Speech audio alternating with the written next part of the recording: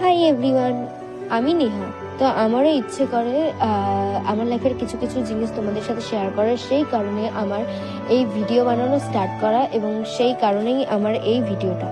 তো দিনটা ছিল সানডে করে, যেহেতু আমার আর্ট ক্লাস থাকে, আমি আর্টে যাওয়ার জন্য রেডি হয়ে যাচ্ছিলাম। তো রেডি হতে হতে তোমাদের সাথে একটা কথা শেয়ার করি। কথাটা হচ্ছে, আমি যেই জিনিসটা নিয়ে বেশি আশা করি সেই জিনিসটা কখনোই পূরণ হয় না। তোমাদের সাথেও এটা হয় কি হয় না আমি জানি না, কিন্তু আমার সাথে এটা সবসময় ঘটে। কথায় আছে না, বেশি আশা করা ভালো না।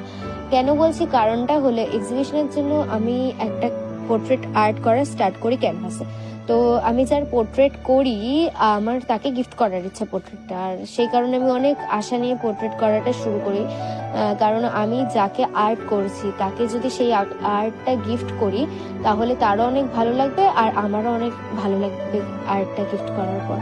তো সেই কারণে আমি অনেক আশা নিয়ে আর্ট করা শুরু করি, কিন্তু আজকে আর্টে গিয়ে আমি জানতে পারি সে নাকি অন্য জায়গায় ট্রান্সফার হয়ে যাচ্ছে। আর আমার খালি পেন্সিল স্কেচ করা হয়েছে, কালার করা এত তাড়াতাড়ি সম্ভব না যে আমি তাকে তাড়াতাড়ি কালার করে আর্টটা গিফট করতে পারবো। আমি জানি না তাকে কিভাবে আর্টটা গিফট করব। তোমরা যারা ময়নাগুড়িতে থাকো তাকে তোমরা খুব ভালো করে চেনো, আমি যদিও নামটা বলছি না, কিন্তু তোমরা গেস করে আমাকে কমেন্টে বলো নামটা, যে আমি কাকে আর্ট করতে পারি। এই কারণে আমি খুব স্যাড হয়ে গেছিলাম এবং ওদের সাথে বলতে আসছিলাম যে আমি কি করে তাকে আর্টটা গিফট করব। বাই।